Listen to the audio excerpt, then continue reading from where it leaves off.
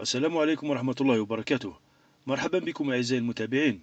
ضمن المنتخب الوطني الجزائري تأهله إلى ثمن نهائي كأس إفريقيا 2025 بعد فوزه على منتخب بوركينا فاسو بنتيجة 1-0 ضمن الجولة الثانية من مباريات المجموعة الخامسة.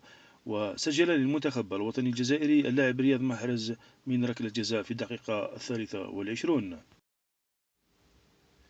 وفي نفس المجموعة فاز المنتخب السوداني بنتيجة 1-0 أمام غينيا الاستوائية من تسجيل اللاعب صاول كوكو بالخطأ في مرماه في الدقيقة 74.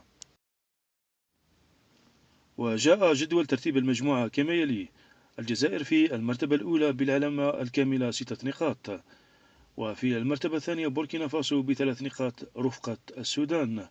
أما المرتبة الرابعة والأخيرة فمن نصيب غينيا الاستوائية بدون نقاط.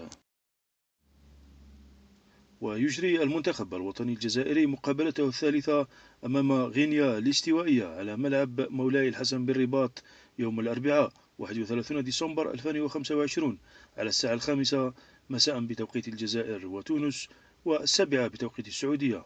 وتنقل المباراة مباشرة على قناة بين سبور ماكس 1 والقناة الأرضية الجزائرية.